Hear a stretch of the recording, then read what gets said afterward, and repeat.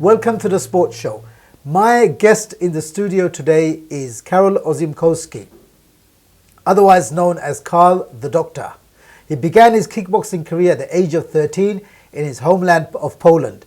And in the first few weeks, after completing only a few weeks of brief training, he showed enough talent, strength and determination in kickboxing to allow his trainer to encourage Karl to also add boxing to his skills. Since then, he has competed successfully in both sports. Welcome to the show, Karl. Hello, how are you? Very good, thank you. Very pleased to have you in the show today. Thank you for having me. First question for you, Karl. Very, very recently, just as a little as a few months ago, you were involved in an accident, in a road accident.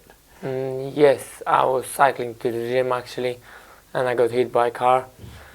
Had quite a lot of damaged my knees, hips, shoulders, back, and been through a hard stage in my life where I couldn't even walk properly. So thanks God, I'm slowly back on track and able to train again. And you've recovered successfully. You're back in training again. Yes, for the last few weeks I'm already doing some training, and actually now I'm starting to put hard 100% myself, and so I'm looking forward to getting back in the ring soon. So Karl, what is your current training regime at the moment? What does that involve?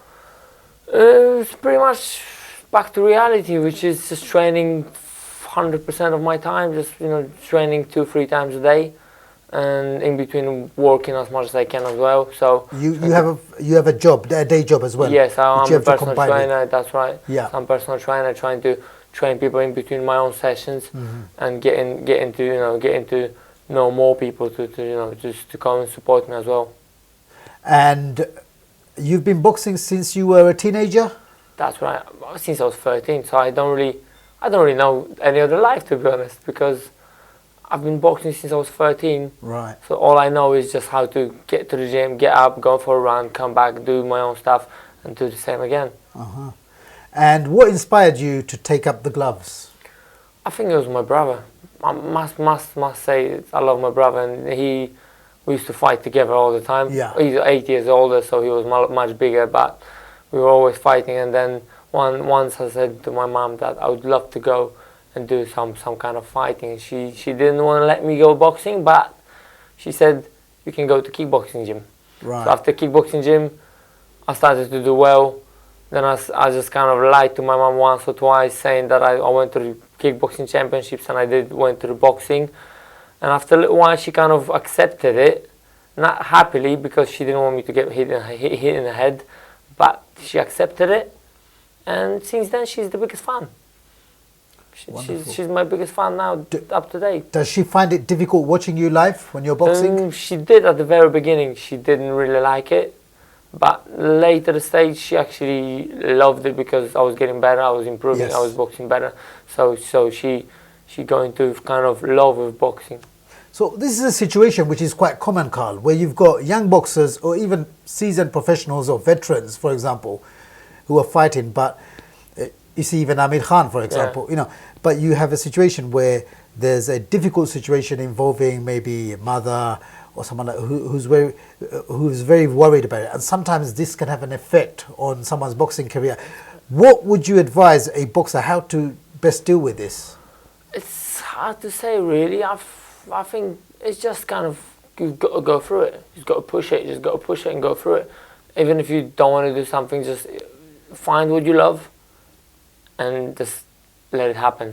That's how I did it. I just fell in love with sport since I was young kid, and I can't see life without sport now. Right. True or false?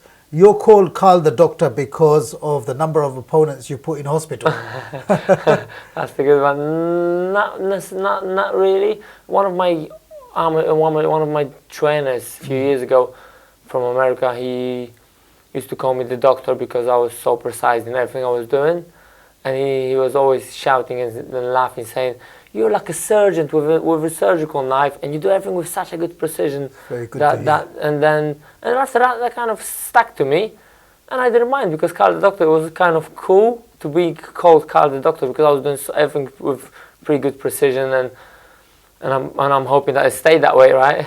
And it's grown on you now because Yeah. on the circuit now, Yeah. Everyone this knows is the very much doctor. your brand. Everybody knows the doctor. That's right. you, That's right. Carl. And I'm glad actually it stuck to me because it's a great thing, great brand, great name. Who's your favorite boxer, Carl? Who do you take most inspiration from? There was two boxers. They used to be at the same weight division. Roy Jones Jr. and Dariusz Tiger Michalczewski, who used to box for Germany, but he was a Polish-born fighter. Those two fighters, I admire them with my whole heart because I just absolutely love them both. And they never met together, but they were both at the same weight division, and they were both amazing. up to this day, I watched those two fighters fights, and I've got goosebumps on my skin.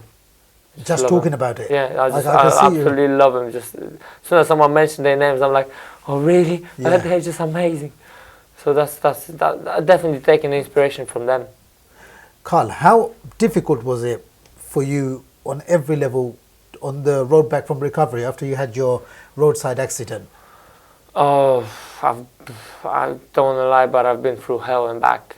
It was really hard to just kind of get my mind together, thinking that first thought in my head was when I was laying on the pavement with broken hips. I was thinking, am I going to be able to walk again? Or that was petrifying. I was really scared, and I didn't know what was going to happen really. So I was spending in bed for about 3-4 weeks in bed.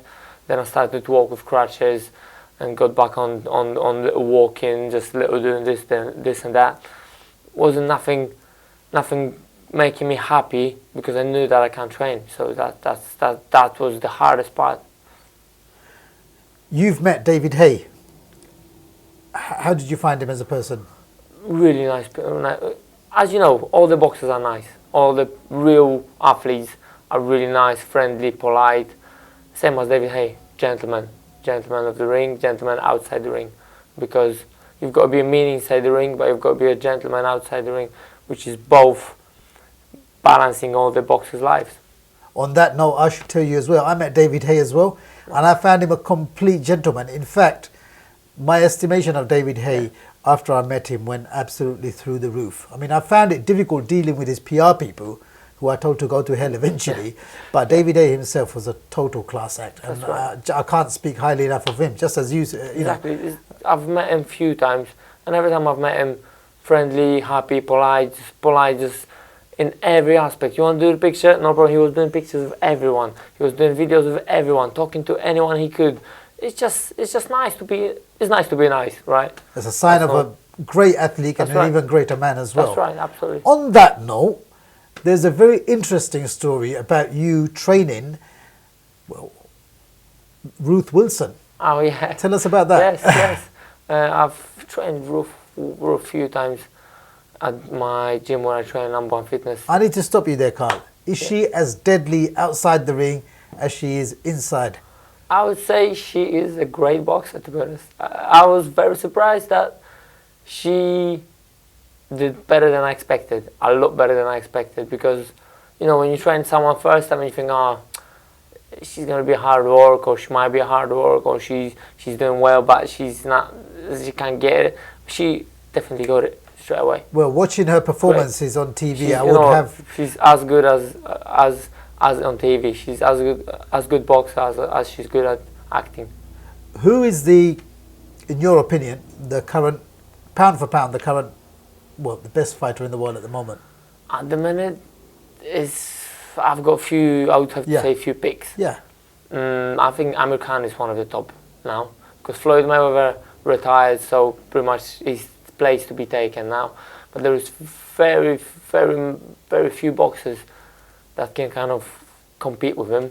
And there is Canelo Alvarez and Amir Khan that are actually going to meet together soon. And those two boxers are amazing. Loads of other fighters, heavyweights, Stephen Adonis, and loads of other good fighters as well. Carl, you are fighting in about a month's time, is that true? Yes, I'm looking forward to be back on the 5th of March at famous York Hall again. If anybody wants to buy tickets, what should they do? Contact me. The best thing is contact me through my website, carldedoctor.com. That's www.carldedoctor.com. Carl, C-A-R-L, thedoctor.com. That's right. Or contact me on my telephone number. It's 07922 843 199. So that's two ways, the best ways to get in touch with me. Or Facebook, Twitter, Instagram, Carl the Doctor. You can find me pretty much everywhere now these days. Yes. So that way you can contact me through Facebook, Instagram, Twitter, my phone number, or anyone around me as well. Carl, everybody thinks that becoming a professional boxer is just about glamour, glamour and glamour. Tell me, is it otherwise? How are you selling your tickets and how are you preparing for the fight at the same time? It's dark reality. The reality is completely different than people expect. Before the last fight, over a year ago, I was dropping off the tickets until the night before I boxed. Midnight, so wasn't it? Or something like that, Carl, if I remember? I got to one of the places in Luton and I looked at my watch and I was like, oh, it's midnight. Crap, I'm boxing in about 8 hours. Oh, I've got to go home. I better go home, get some sleep because I'm boxing tomorrow. And I still was dropping off tickets. So it's not really as glamorous as people think it is. It's the hard work inside and outside, and you've got some happy ending when you win the fight, and you're in the middle of an epicentrum of attention. That's the amazing thing. But then those are the parts that you're trying to kind of forget, that you have to run around, ask everyone to come to your fights, and pretty much just beg everyone to come to the fight. Thanks very much. Thank you very much. Thank you.